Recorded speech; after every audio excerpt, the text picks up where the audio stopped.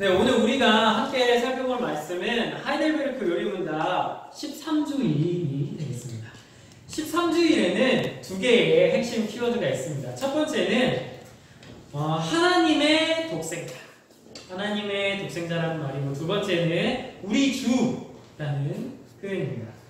두 가지 모두 정말 너무너무 중요한 것인데 그만큼 내용도 방대하고 또 너무 깊기 때문에 오늘 제가 준비한 말씀은 우리 주보다는 하나님의 독생자에 대한 부분을 좀 주의 깊게 살펴보려고 합니다. 우리가 왜 예수님을 주라고 부르는지는 기회가 되면 다음에 제가 또 설교단에 올라오는 날 한번 또 준비해 보도록 하겠습니다. 그러면은 우리가 왜 예수님을 하나님의 독생자로 부르는지 이 시간 한번 살펴보도록 하겠습니다. 우리는 예수님이 하나님의 독생자라고 고백합니다. 그렇다면은 독생자란 무엇일까요? 독생자. 아무래도 독생자라는 말이 한문이고 또 번역된 말이기 때문에 대체 원래 뜻이 무엇인지에 대해서는 이해하기가 조금은 어려운 것 같습니다. 원어로 살펴보니까 독생자라는 말은 유일무이한 자. 그러니까 예수님만이 유일한 분이다, 이런 뜻을 가지고 있는 겁니다. 유일한 분이다. 그렇다면 예수님만이 과연 어떤 부분에서 유일하다는 걸까요? 하나님의 아들이 하나밖에 없다. 하나님은 아들이 하나밖에 없다. 이런 부분에서 이제 예수님은 유일하신 분이라고 할 수 있겠죠. 하나님의 아들이 하나밖에 없다라는 말이 그러면 무슨 말일까? 이 말을 좀 더 이해하기 쉽게 하기 위해서 다른 유사한 말들을 한번 비교를 해보도록 하겠습니다. 과거에는 사도신경에 독생자라고 번역이 되어 있지 않고 외아들이라고 번역이 되어 있었습니다. 그렇죠? 그 개역개정 이전에 사도신경을 제가 한번 읽어보면 전능하사 천지를 만드신 하나님 아버지를 내가 믿사오며 그 외아들 우리 주 예수 그리스도, 이렇게 믿사오며 이렇게 하죠. 그러니까 그 외아들이라는 표현을 썼던 것을 알 수 있죠. 근데 왜 개역개정으로 성경이 이렇게 바뀌면서 외아들이라고 안 하고 우리가 독생자라는 표현을 쓸까? 그 이유는 이 외아들이라는 말에는 다른 아들도 있을 수 있다. 그러니까 다른 자녀가 있을 수 있다는 어감이 있기 때문입니다. 외아들은 아들이 하나라는 말은 맞지만은 심지어 딸이 여러 명이어도 이제 외아들은 아들이 하나면 쓸 수 있겠죠. 그래서 하나님의 아들뿐만이 아니고 예를 들어서 하나님의 딸들이 있다라고 한다면은 이 외아들이란 말은 약간은 어색하고 그리고 좀 성경에는 맞지 않는 말일 것입니다. 그러므로 이제 외아들이 아니라 독생자다, 유일무이한 자다라는 표현으로 바뀐 것이겠죠. 또한 이제 독생자랑 비슷한 말로 독자라는 말도 있습니다. 독자도 마찬가지로 예수님을 표현하기에는 조금 아쉬운 부분이 있습니다. 독자라는 말도 아들이 하나라는 말은 맞지만은 이 말은 아들이 여러 명이 있다가 다 죽고 하나만 남아도 독자로 표현을 할 수 있기 때문에 문제가 됩니다. 그렇죠? 3대 독자, 우리 가문의 귀한 3대 독자라고 할 때 이 독자가 사실 아들이 여러 명이었는데 한 명만 남았을 때도 쓸 수 있는 말이잖아요. 그렇죠? 그래서 독자라는 말도 예수님을 표현하기에는 약간 부족합니다.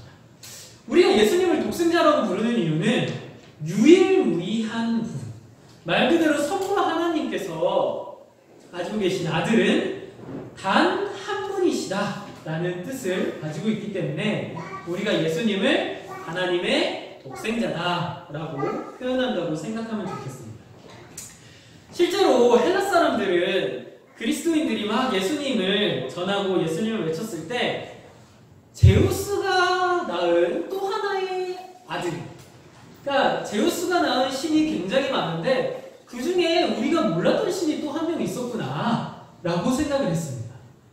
그러니까 이 아들은 사실 유일한 신이 아닌 거죠. 예수님은 로마 사람들이, 헬라 사람들이 생각할 때는 유일한 사람이 아니었던 것입니다. 그렇지만 제자들이 예수님은 독생자다라고 이렇게 외치자 그 의미가 달라졌습니다. 독생자이신 예수님을 믿는다는 것은 예수가 여러 명의 신들 중에 하나다 하고 그냥 어물쩡 넘어갈 수 있는 것이 아니라는 거죠. 예수님만이 유일하신 하나님의 아들이라면 내가 지금까지 믿던 신들은 가짜 신들이구나 라고 고백할 수밖에 없는 것이 예수님은 독생자라는 표현입니다. 그래서 많은 기독교인들이 당시 이제 신약 시대에 이 성경이 쓰여진 시대에 로마의 그 다신론 여러 신이 존재한다는 문화 속에서 핍박을 받을 수밖에 없었습니다. 왜냐하면 예수님을 믿는 사람들은 예수님이 독생자라고 말하기 때문입니다. 예수님은 유일한 신이라고 말하기 때문입니다. 지금까지 한 이야기를 한번 정리해보면 이렇습니다. 우리는 왜 예수님을 하나님의 독생자라고 부를까? 우리가 예수님을 독생자라고 부르는 이유는 성부에게서 나신 유일한 아들, 그분이 예수님이기 때문입니다. 성부에게서 나신 유일한 아들. 이 점에서 예수님을 하나님의 독생자라고 부르는 건 참종교와 거짓 종교를 가르는 순간이기도 한 것입니다. 신이 여러 명이 있다라고 말하는 거짓 종교가 아니라 하나님은 한 분이시고 하나님의 아들도 한 분이시라는 참종교를 가르는 기준이 우리가 예수님을 독생자라고 부르냐 아니면 그냥 여러 아들 중에 한 분이다 라고 부르냐에 달려있는 것입니다. 그러므로 독생자라는 말은 굉장히 중요합니다. 근데 여기서 우리가 예수님을 하나님의 독생자라고 부르는 한 가지 이유가 더 있습니다. 그것은 예수님께서 영원 전부터 하나님과 동일한 본질을 가지고 계시다는 의미에서 중요합니다. 영원 전부터 하나님과 동일한 본질을 가지신다. 말이 너무 어렵죠. 말이 너무 어렵습니다. 이 이야기를 제가 좀 쉽게 설명하기 위해서 그 교회 역사에서 아주 중요한 2단 이야기를 제가 좀 하나 해드리도록 하겠습니다. 성자 예수님이 대체 누굴까? 예수님을 우리가 다 믿는데 예수님이 대체 누굴까? 과거 사람들이 너무나도 고민이 많았습니다. 그래서 예수님이 누군지를 합리적으로 좀 설명하고자 하는 이단들이 생겨났습니다. 그 대표가 바로 아리우스주의입니다. 아리우스주의자가 대표적입니다. 이 4세기경에 아리우스라는 사람을 필두로 아리우스주의자들이 막 생겨나기 시작했습니다. 이들은 예수님께서 하나님으로부터 출생했으니까 하나님과 동등하다라고 말하기에, 하나님으로부터 났는데 하나님하고 똑같다라고 말하기에는 뭔가 문제가 있는 것 같다고 생각했습니다. 그 문제가 이제 두 가지 정도가 있다고 생각을 했던 겁니다. 첫 번째는 성자 예수님은 성부 하나님으로부터 출생했기 때문에 성부 하나님보다는 당연히 모자란 부분이 있을 거야, 이렇게 생각을 했습니다. 예를 들어서 러시아 인형 중에 혹시 그 마트리오시카라는 인형을 아십니까? 마트리오시카라고 말하면 굉장히 어려운데 이 인형 중에 뭘 목각 인형 같은 건데 인형 안에 뚜껑 열면 또 인형이 나오고 뚜껑 안에 또 열면 인형이 나오고 그래서 막 인형이 계속 작아지게 나오는 그런 러시아 인형이 있습니다. 그것이 처음에 봤을 때 인형은 아주 크지만 거기서 계속해서 나오는 인형들은 계속해서 작아질 수밖에 없겠죠. 이 인형을 생각해보면은 큰 인형에게서는 그것보다 더 큰 인형이 그 안에서 나올 수 있을까요? 없을까요? 그쵸, 당연히 없죠. 큰 인형에게서는 당연히 그거랑 똑같은 사이즈도 나올 수 없고 무조건 작은 사이즈의 인형밖에 나올 수 없습니다. 아리우스주의자들이 생각한 것이 이겁니다. 성자 예수님이 하나님으로부터 나왔다면은 어떻게 하나님보다 더 클 수가 있어? 이렇게 이 사람들은 생각했던 겁니다. 또한 두 번째로 아리우스주의자들은 성자 예수님이 성부 하나님으로부터 출생했기 때문에 아주 옛날에, 뭐 우리가 언젠지는 모르지만 아주 옛날에는 성자 예수님이 없던 때가 있을 것이다, 이렇게 생각을 했습니다. 왜냐면은 아버지가 있어야 아들이 있는 거 아닙니까? 그쵸? 아들이 아버지보다 먼저 있거나 아들과 아버지가 동시에 있는 거는 말이 안 되지 않습니까? 그러니까 이 아리우스주의자들은 아버지가 성부 하나님이며 성자 예수님이 없던 적이 있지 않겠냐, 시간적으로 없던 적이 존재하지 않겠냐, 이렇게 생각을 했습니다. 이렇게 생각을 해보면 예수님은 이런 결론이 나옵니다. 예수님은 하나님보다 모자란 존재다, 열등한 존재다, 이런 생각이 이제 정리가 되는 것이죠. 그렇기 때문에 이 아리우스주의자들은 예수님을 이렇게 생각했습니다. 예수님은 하나님이 아니야. 예수님은 하나님이 아니고 피조물, 하나님께서 만드신 피조물들 중에서 가장 뛰어난 존재일 뿐이야. 그러니까 예수님도 우리랑 똑같은 사람이고 우리랑 똑같은 인간인데 그 중에서 가장 뛰어난 사람이고 가장 뛰어난 창조물이지 예수님은 하나님이 아니야 라고 생각했던 게 아리우스주의자들이었습니다. 여러분들이 생각하시기에는 좀 어떻습니까? 이 논리가 굉장히 좀 합리적이고 합당하지 않습니까? 네, 아주 그럴싸한 이야기가 제 생각에도 맞는 것 같습니다. 이 당시 사세기경에는 교리적인 것들이 제대로 정립이 안 돼 있었기 때문에 많은 사람들이 이 아리우스가 이야기하는 주장이 맞다고 생각을 했습니다. 그래서 교회 많은 사람들이 아리우스주의자로 이렇게 넘어가기도 했습니다. 그러다 보니까 이제 교회에서는 이제 문제가 생기는 거죠. 왜냐면은 성자 예수님께서 성부 하나님보다 열등한 존재다라고 말한다면은 문제가 생기기 때문이죠. 어떤 문제가 생길까요? 성자 예수님이 하나님보다 모자라다, 하나님보다 열등하다 라고 얘기한다면은 어떤 문제가 생길까요? 바로 구원의 문제에 있어서 아주 직격탄을 맞게 되는 것이죠. 우리가 교리를 잘 공부하시면서 이제 배우시지만은 예수님이 우리의 구원자일 수밖에 없는 이유는 그분이 참 인간이시기도 하지만 참 하나님이시기 때문에 우리의 구원자이실 수 있습니다. 예수님이 만약에 아리우스주의자들이 얘기하는 것처럼 그냥 뛰어난 인간들 중에 가장 뛰어난 위인이다 라고 생각을 한다면은 예수님은 우리를 구원할 능력을 가질 수가 없습니다. 왜냐면은 하나님만이 우리의 모든 죄를 사하실 수 있는데 인간은 우리의 죄를 사할 수 없기 때문이죠. 그러므로 예수님은 참 하나님이시자 참 인간이어야 합니다. 성경에도 그렇게 나옵니다. 그렇기 때문에 이 아리우스주의자들이 잘못됐다 라고 이야기하면서 교회가 함께 모여서 회의를 하고 그 다음에 공적으로 신앙의 고백이다 라고 내놓은 문서가 바로 니케아 신경이라는 것이 있습니다. 니케아 신경이라고 혹시 들어보셨습니까? 좀 듣기가 이제 쉽지 않은 건데 우리가 뭐 사도신경 이렇게 하듯이 우리가 무엇을 믿는지를 고백하는 게 니케아 신경입니다. 니케아 신경은 이제 381년에 만들어진 건데 사도신경에다가 살을 조금 붙여가지고 사도신경보다 조금 깁니다. 조금. 그래서 여러분들이 나중에 혹시 한번 시간이 되시면 한번 읽어보셔도 그렇게 긴 게 아니기 때문에 괜찮으실 것 같습니다. 이 니케아 신경이 고백하는 것은 간단합니다. 예수님이 누군지에 대해서 말해주는 겁니다. 핵심은 이렇습니다. 예수님은 하나님과 동등한 분이죠. 본질적으로 하나님과 동등한 분이죠. 예수님은 열등한 분이 아니죠.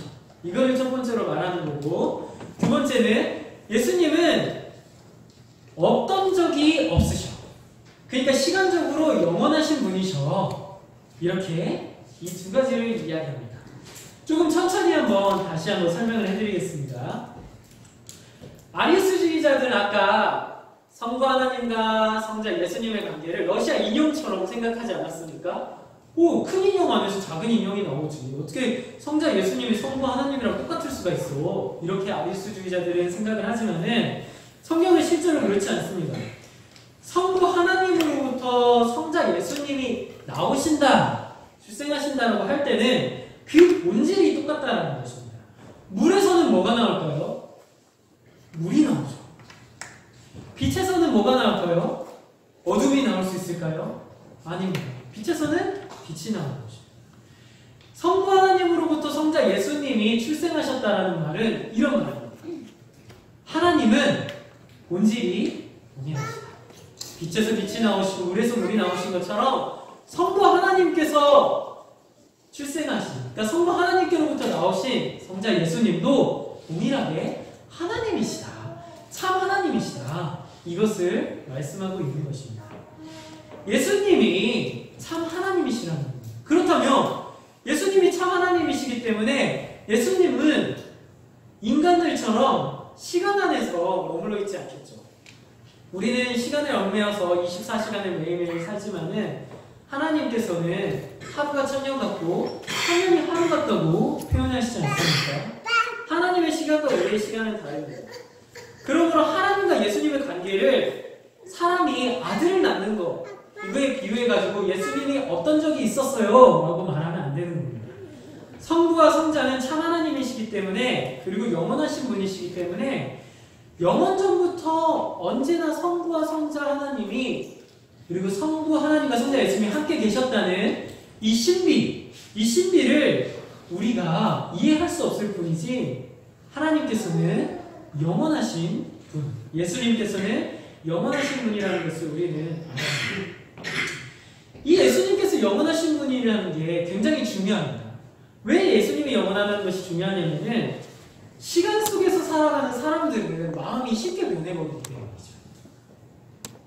제가 오늘 여러분들께 우리 사랑하는 성도님들 제가 10년 뒤에 성도님들을 저희 집에 초대해가지고 아주 랍스타부터 시작해가지고 맛있는 저녁 식사를 한번 대접하도록 하겠습니다. 이렇게 하면은 과연 어떤 성도님께서 10년 동안이나 이것을 기억하시고 10년 뒤 이날에 저에게 이런 말씀을 또 해주시겠습니다.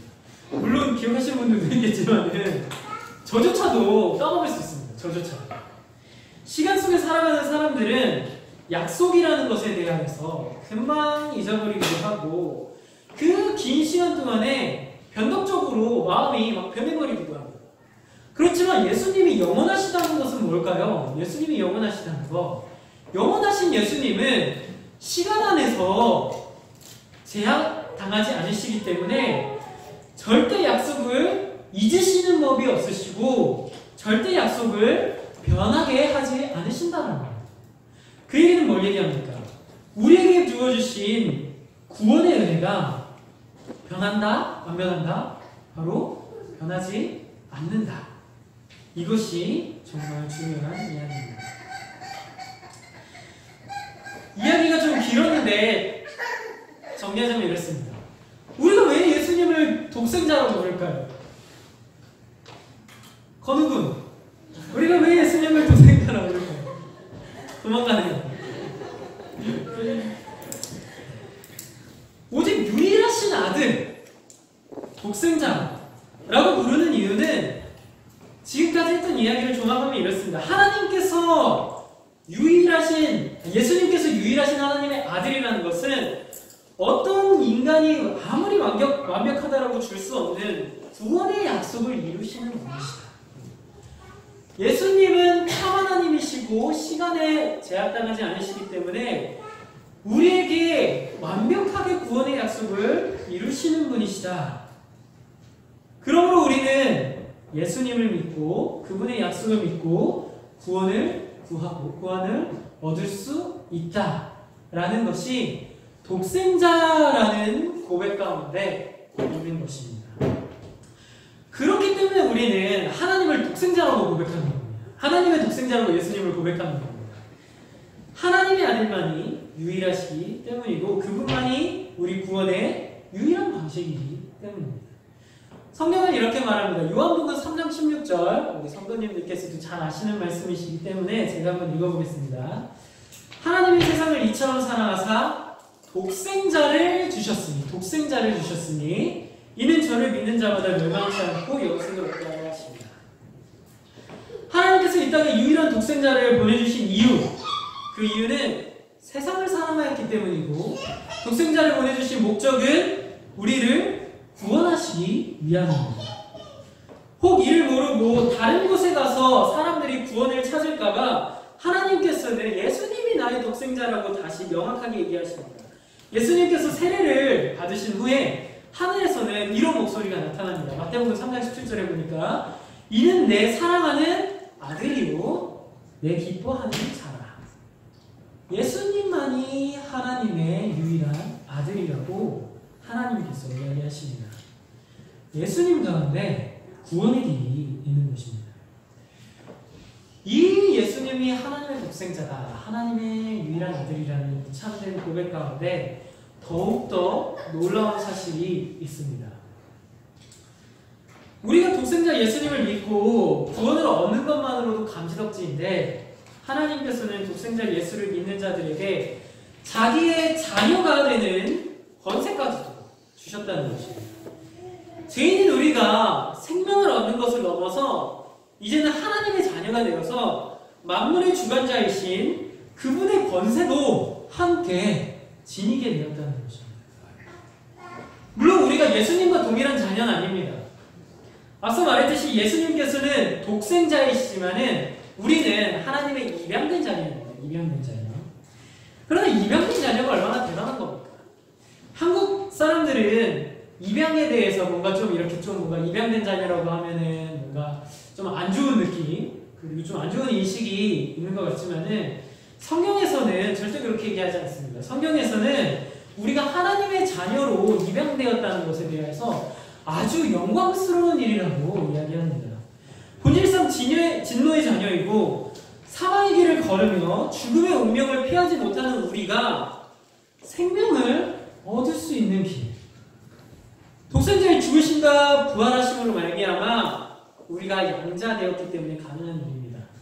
하나님의 모든 권세를 함께 누리는 이 기쁨은 입양된 자가 아니면은 누릴 수 없는 권세이자 기쁨입니다. 그렇다면 입양된 자가 누리는 그 권세와 기쁨이 뭘까요? 하나님의 자녀, 우리가 하나님의 자녀로 입양됐는데, 우리 사랑하는 성도님들과 제가 하나님의 자녀로 입양됐는데 그 특권과 권세가 무엇일까요? 마태복음 6장 26절에 보니까 이렇게 나와 있습니다. 공중의 새를 보라, 심지도 않고 거두지도 않고 창고에 모아들이지도 아니하되 너희 하늘 아버지께서 기르시나니 너희는 이것들보다 귀하지 아니하냐. 모든 자연을 돌보시는 하나님께서는 우리 모든 생활에 필요한 부분들을 채워주시고 그리고 내려주시겠다고 약속하십니다. 또한 우리는 아버지의 상속자가 되어서 아브라함에게 약속하신 대로 온 세상을 기업으로 받고 또 모든 피조물을 영원토록 다스리게 되는 권세까지도 누리게 되었습니다. 하나님의 아들이라는 것은 이런 겁니다. 하나님께서 우리의 모든 삶을 책임지시고 돌보시고 우리의 부족한 것들을 채워주시고 그것을 넘어서 모든 피조물을 다스리게 하는 권세를 주셨다는 것입니다. 이것이 얼마나 감사하고 대단한 일입니까? 우리가 세상적으로 부러워하는 사람들이 있을 수 있습니다. 삼성이나 현대나 대기업의 회장들 또는 대통령의 자녀가 되어서 누리는 권세들보다도 하나님의 자녀로 누리는 권세가 더 대단하고 엄청난 일이라는 것을 우리는 생각해야 합니다. 그들과는 비교가 될 수 없는 위대한 창조주이신 하나님께서 우리의 아버지이시라는 그 은혜 그리고 그 감격이 우리 안에 있었으면 좋겠습니다. 그러므로 우리는 무엇이든지 하나님께 구할 수 있습니다. 무엇이든지 기도할 때 하나님께서 들으시고 우리에게 필요한 모든 것을 베풀어 주실 것입니다. 사랑하는 성도님들은 어떤 마음으로 살아가고 계십니까? 하나님의 자녀로서 특권을 누리고 그것을 기쁨으로 여기면서 살아가고 계십니까? 혹 하나님의 자녀임에도 불구하고 여전히 하나님을 모르는 사람들처럼 근심과 걱정에 사로잡혀서 세상 가운데서 살아가고 있지는 않습니다. 자녀의 가장 큰 특권인 기도로서 무엇이든 하나님께 간구하시고 또 무엇이든 하나님께 도우심을 입으시기 바랍니다. 하나님께서 우리가 하나님을 아바 아버지라고 부를 수 있는 권한을 주셨고 마음껏 아버지라고 부를 수 있게 하셨습니다. 우리에게 도움을 주시고 그리고 우리를 세상 가운데서 모든 만물을 다스릴 수 있게 권세를 주신 하나님을 믿음으로 우리가 항상 의지하여서 살았으면 좋겠습니다. 그런데 사실 하나님의 자녀가 되어서 얻어진 특권들은 어느 때나 구하고 사용할 수 있지만은 실질적으로 이 모든 것이 우리 뜻대로 되지는 않는 것 같습니다. 하나님의 자녀로서 우리는 모든 것을 구하고 또 하나님께서는 우리에게 무엇이든 주실 수 있습니다. 그런 능력이 있으신 분이십니다. 그렇지만 하나님께서는 그것을 모두에게 자유롭게 주시지는 않습니다. 우리의 생각대로 어떨 때는 기도의 응답이 잘 되고 어떨 때는 우리가 모르는 하나님 뜻대로 대로 인생이 진행되죠. 이렇게 됐으면 좋겠는데 기도하는 대로 원하는 대로 되지 않을 때가 있습니다. 대체 어떤 기준이 있기에 하나님께서는 어떨 때는 우리의 뜻을 들어주시고 어떨 때는 우리의 기도를 들어주시지 않는 것일까요? 하나님의 자녀임에도 불구하고 왜 우리가 어떤 이 특권을 사용하는 데 있어서 어떤 것은 하나님께서 기뻐하시고 어떤 것은 하나님께서 제약을 가하시는 것일까요? 어떤 기준이 있는 것이겠죠. 성경은 이렇게 이야기합니다. 마태복음 6장 31절에서 33절을 우리 한번 함께 읽어보도록 하겠습니다. 마태복음 6장 31절에서 33절을 자, 함께 한번 읽어보겠습니다.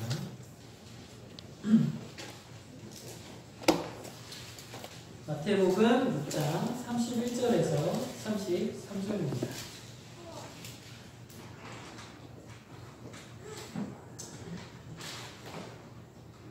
한 절씩 저부터 한번 읽도록 하겠습니다. 그러므로 염려하여 이르기를 무엇을 먹을까, 무엇을 마실까, 무엇을 입을까 하지 말라. 이는 다 이방인들이 구하는 것이라. 너희 하나님 아버지께서 이 모든 것이 너희에게 있어야 할 줄을 아시니라. 읽겠습니다. 그런즉 너희는 먼저 그의 나라와 그의 의를 구하라. 그리하면 이 모든 것을 너희에게 더하시리라. 하나님께서 우리의 기도를 들어주시고 들어주시지 않는 기준이 있습니다. 하나님께서는 우리가 무엇을 먹고 무엇을 마실지 염려할 필요가 없다고 이야기합니다. 왜냐하면 그것은 하나님께서 알아서 우리에게 채워주시기 때문입니다. 우리가 먼저 구해야 하는 것은 내가 가진 것들을 가지고 어떻게 하나님의 나라와 그 일을 구할 수 있는가에 대한 기도입니다. 그리고 이것이 맏아들 되시는 예수님의 기도입니다. 예수님은 하나님의 맏아들입니다. 이 말은 아들 중에 최고라는 것이 아닙니다. 아까 아리우스주의자들 얘기하는 것처럼 피조물들 중에 최고라는 말이 아닙니다. 예수님은 하나님과 동일하시지만 하나님의 형상의 참된 모범으로서 우리에게 하나님의 자녀가 참 자녀가 어떻게 살아야 하는지를 보여주시는 분입니다. 예수님은 언제나 하나님 나라를 위하여서 기도하셨고 그 나라를 위하여서 사셨습니다. 우리가 하나님의 자녀로서 특권을 사용해야 하는 가장 큰 목적은 여기에 있습니다. 예수님을 닮아서 하나님의 나라를 위해 하나님의 자녀의 특권을 사용하는 것입니다. 우리는 하나님 나라를 위해서 살아가는 자들입니다. 우리는 어떻습니까? 그럼에도 매일매일을 하나님의 자녀로 살아간다라고 말하면서 하나님 나라의 시민답지 않게 혹 살고 있지는 않은지 한번 돌아볼 필요가 있을 것 같습니다. 물론 우리는 이 땅 가운데서 이 땅에서도 삶을 살아야 하지만은 그 가치관과 그 본질이 하나님 나라의 것들을 쫓아서 살아야 할 것입니다. 저도 마찬가지입니다. 저도 전도사라고 말하고 신학을 공부한다고 얘기하지만은 저도 하나님의 자녀라고 말하면서도 하나님의 나라를 잊어버리고 이 땅의 시민으로서 이 땅의 시민으로서만 살아갈 때가 많은 것 같습니다. 공의나 정의라는 것들에는 관심이 없고 그냥 나 개인, 나 하나만 잘 살면 되지라는 생각에 빠질 때도 있습니다. 내가 먼저 잘 살고 내가 먼저 먹고 살아야 다른 사람도 돕지. 내가 굶고 내가 힘든데 어떻게 다른 사람을 도와? 라는 생각이 제 안에도 은연중에 들 때가 있습니다. 그러나 예수님은 그렇지 않았습니다. 예수님은 자기의 능력으로 부자들을 모으시고 또 후원금을 막 조성하시면서 더 대단하고 위대한 자리로 올라가려고 하시지 않았습니다. 예수님께서는 죄인들을 부르시고 그들과 함께 먹고 마시셨으며 그들을 위해 이 땅에 오신 분이셨습니다. 진정한 하나님의 자녀들은 이렇게 맏아들이신 예수님을 닮아 살아가는 사람들입니다. 우리가 하나님의 자녀가 되었다는 것, 그 권세를 지녔다는 것은 약자를 돌보고 죄인들과 함께 먹고 마시는 자리에 있어야 하기 위함입니다. 그러므로 항상 우리 가족을 위해, 이 교회를 위해, 사회를 위해 하나님의 자녀로서 내가 무엇을 해야 하고 무엇을 할 수 있는지를 고민하고 생각하면서 살아야 합니다. 이것이 또 우리가 오늘 오전에 들었던 말씀과 같은 맥락이지 않습니까? 내 이웃을 사랑하고 내 이웃을 구하기 위해서 우리는 살아야 할 것입니다.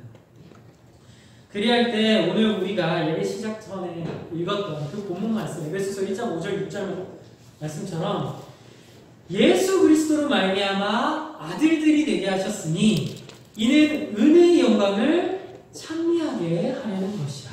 은혜의 영광을 찬미하게 하려는 것이라. 그 말씀처럼 거저받은 은혜를 찬미하며 살아가는 우리들이 될 수 있습니다. 말씀을 마치도록 하겠습니다. 예수님을 독생자라고 부르는 것은 참으로 중요합니다. 그 안에 예수님만이 참 하나님이시자 참 인간이시며 유일한 구원자라는 의미가 담겨 있기 때문입니다. 그리고 독생자 예수를 고백함으로써 우리 또한 하나님의 자녀가 되겠다라고 우리가 하나님의 자녀가 되기 때문입니다. 여러분, 예수님의 호칭을 명확히 알고 부르는 것이 중요하다는 이야기를 지금 계속 몇 주 동안 하고 있습니다. 독생자 예수님을 사랑하고 그분의 모습을 닮아가는 우리가 되길 소망합니다. 그 점에서 우리는 이번 한 주, 오늘 한 주 동안 깊이 생각해 보았으면 좋겠습니다. 하나님께서 왜 이 시대에 나를 하나님의 자녀로서 태어나게 하셨는지, 왜 나를 대전 땅 가운데서 살게 하시고 누구는 학교를 다니게 하시고 누구는 직장 가운데서 이 자리에 있게 하셨는지를 묻습니다. 그 답을 찾아가면서 이 땅에서 하나님의 자녀의 특권을 누리고 사용하는, 그리고 예수님 독생자를 사랑하는 저와 우리 사랑하는 지은교회 가족분들 되시기를 소망합니다. 네. 우리 하이델베르크